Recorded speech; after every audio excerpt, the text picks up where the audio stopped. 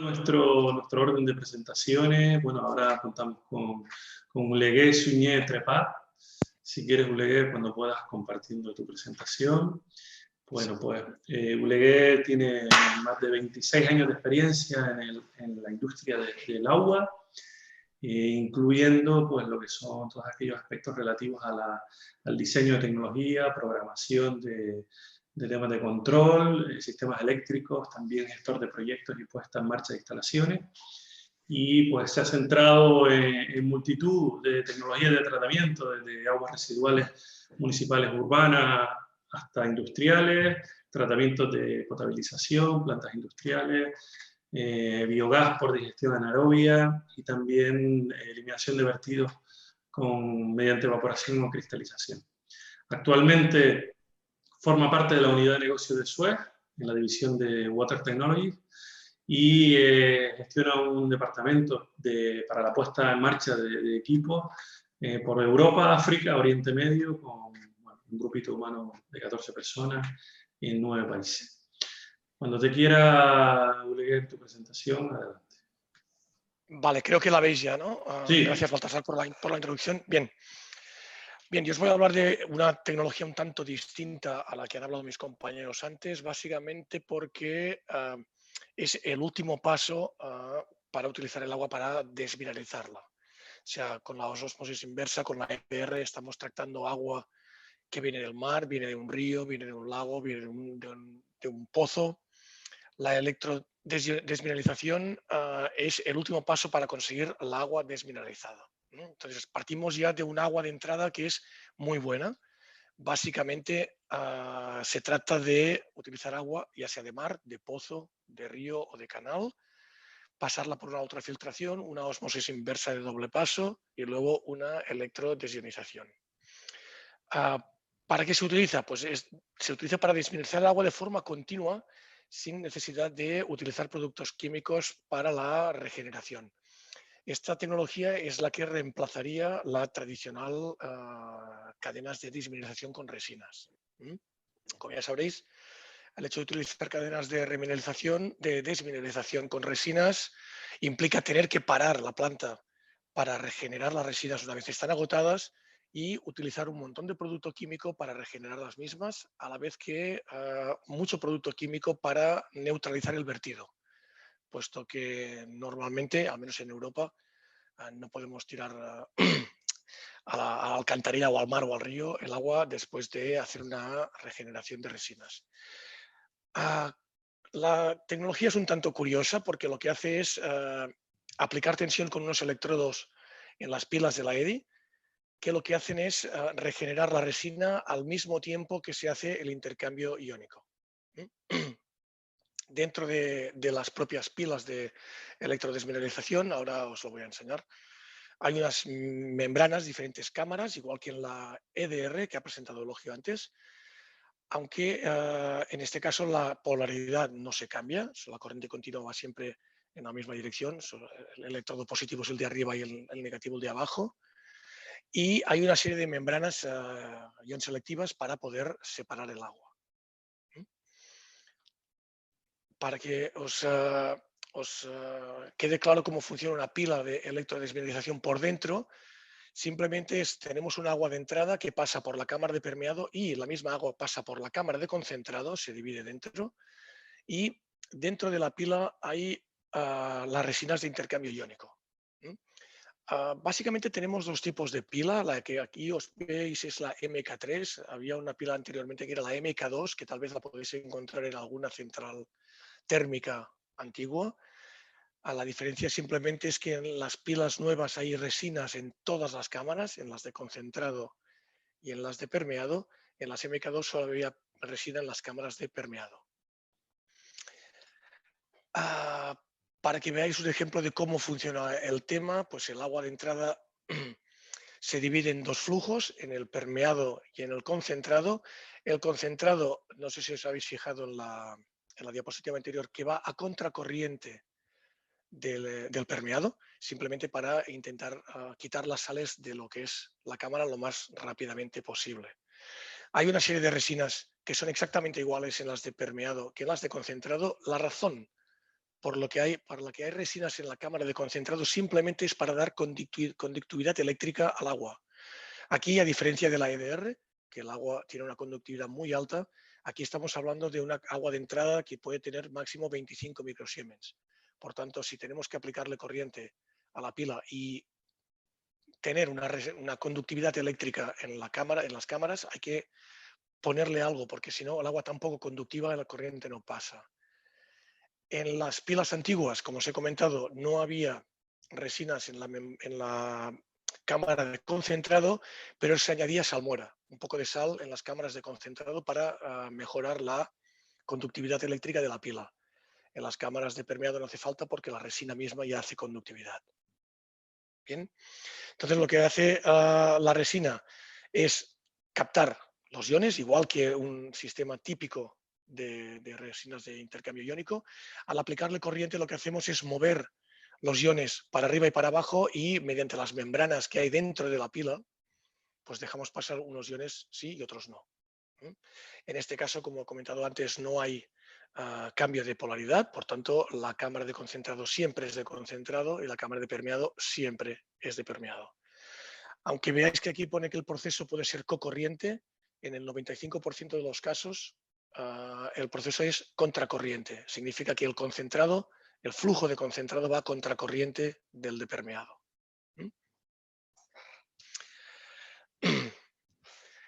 ¿Qué es importante para tener en cuenta cuando se instala una planta de electrodesmineralización? Que tiene que haber un tratamiento específico para evitar la incrustación, la deposición de materia orgánica, ensuciamiento por coloides y partículas, y se utilizan limpiezas químicas. Como veis, los principales factores de ensuciamiento son los mismos que en las otras tecnologías, que en la ultrafiltración, que en la ósmosis, que en la EDR. Lo que pasa es que aquí, evidentemente, los niveles son mucho más bajos. Por otra parte, la planta da problemas con niveles mucho más bajos de incrustación o básicamente de deposición de materia orgánica. ¿Qué se utiliza básicamente como pretratamiento de una planta de electrodesmineralización? Una ósmosis de doble paso. Previo a la ósmosis de doble paso, la instalación típica es tener una ultrafiltración, que ya puede ser de agua de mar o puede ser de agua superficial, esto no importa, pero tiene que ser de 2 pasos, porque la conductividad en una entrada de electrodesionización no puede ser más alta de 25 microsiemens. En algún caso se utiliza solamente un paso de ósmosis si la calidad de agua de entrada es muy buena. Evidentemente se utilizan filtros de cartucho antes de la planta de electrodesionización. Si la planta de ósmosis inversa va en línea a la EDI, no hace falta.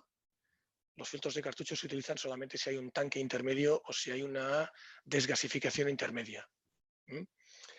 ¿Por qué se utiliza la desgasificación? Y luego hablaremos un poco más de esto en el agua de entrada de la EDI. Es para eliminar el CO2.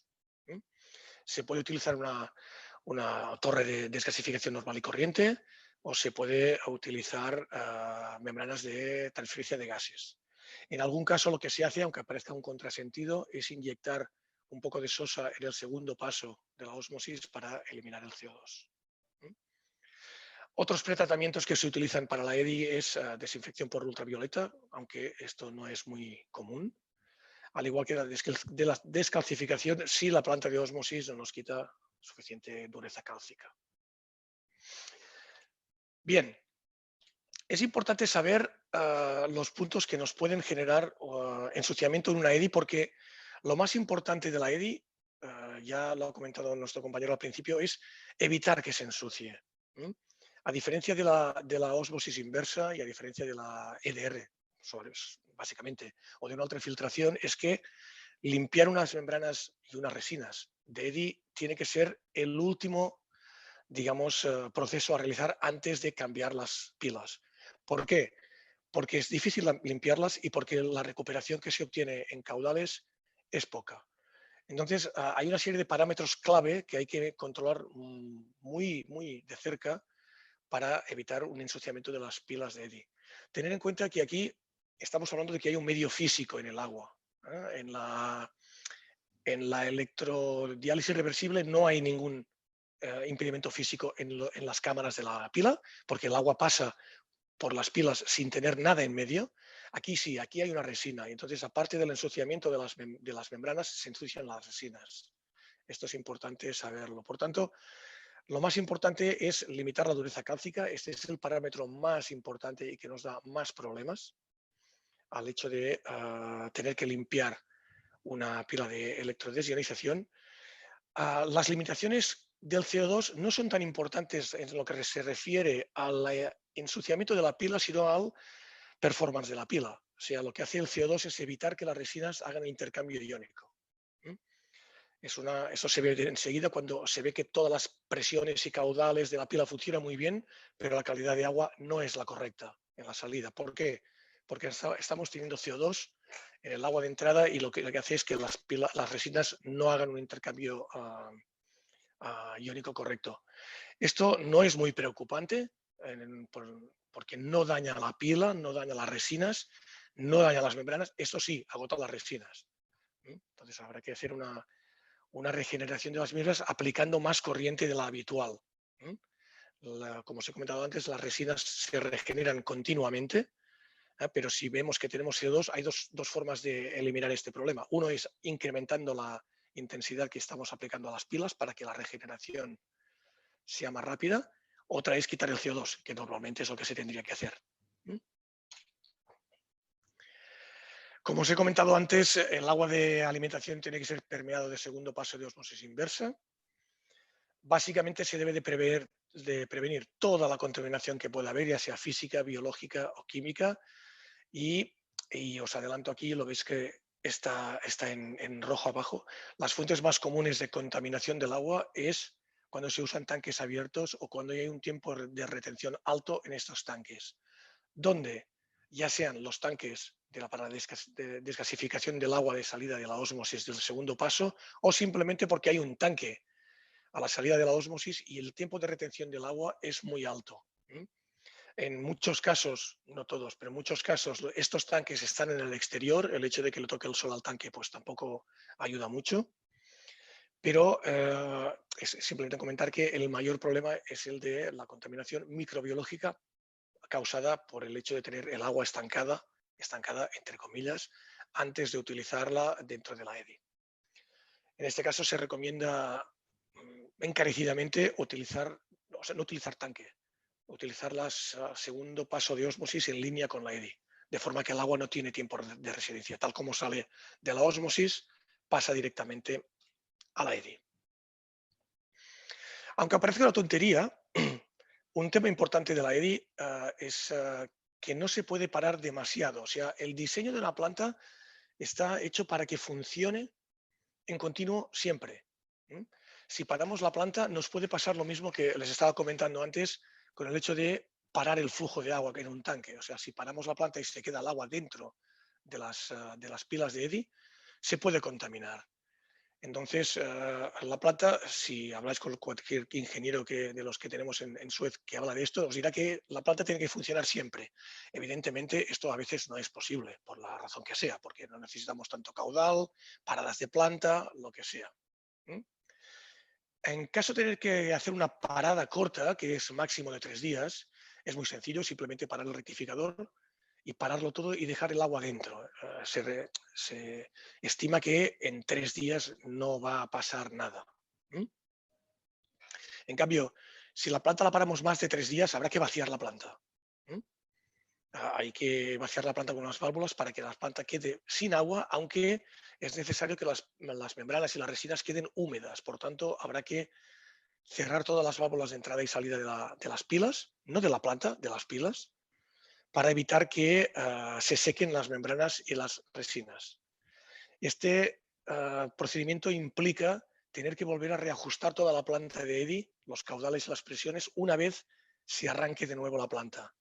En la diapositiva anterior os he puesto un truco aquí y es que normalmente lo que nosotros aconsejamos a los clientes cuando tienen que parar la planta de EDI es no pararla, es arrancarla durante un rato cada día. Puede ser media hora, puede ser una hora, porque de esta forma lo que hacemos es continuar pasando flujo dentro de la planta sin tener que vaciarla, tener que cerrarlo todo, tener que volver a reajustar la planta.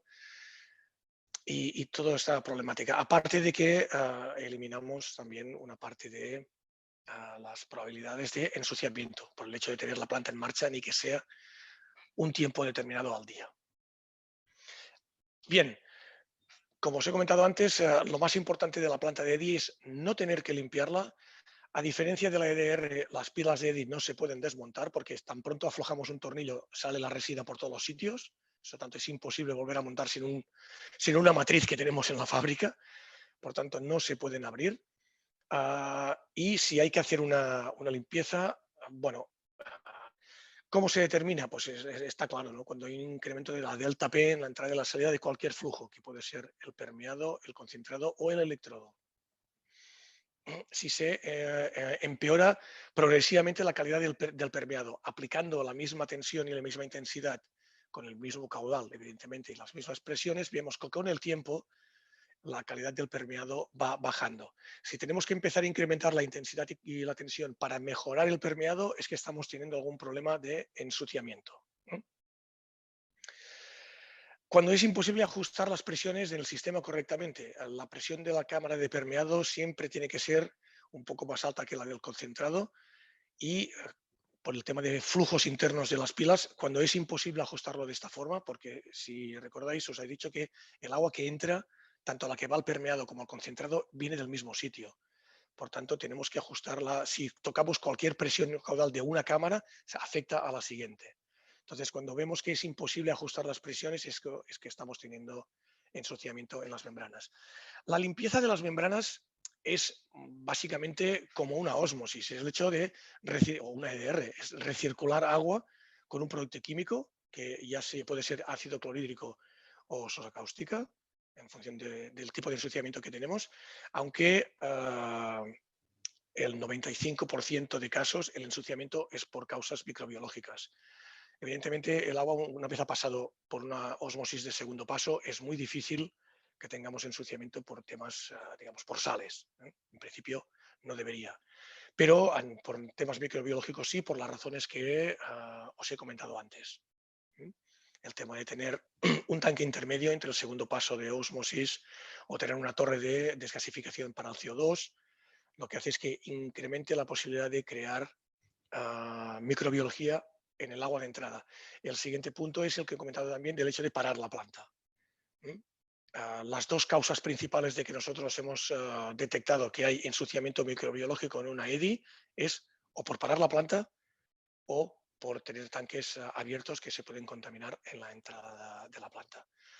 Al fin y al cabo, lo que sí que hay que tener en cuenta cuando se hace una limpieza de una EDI es que las resinas quedarán totalmente agotadas. Por tanto, el hecho de volver a tener agua con la resistividad, ya no hablamos de conductividad, resistividad correcta en la salida, va en función de la rapidez que podamos regenerar las resinas.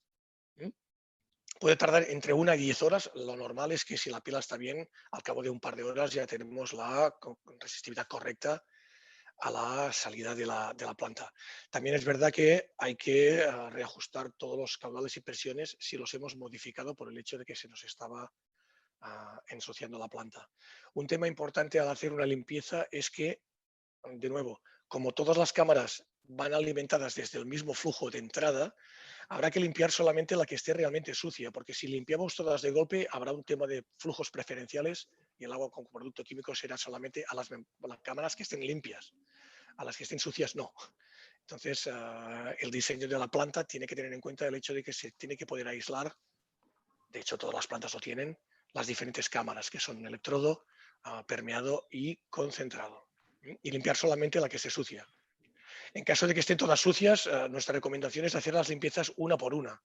No hacerlas todas de golpe por lo que os comentaba, porque normalmente la de concentrado, aunque tenga el nombre de concentrado, al tener menos resina, se ensucia menos, se limpiará enseguida y entonces toda el agua pasará por allí y las que estén sucias de verdad, pues pasará muy poco caudal con químico, por lo cual la limpieza será muy poco efectiva.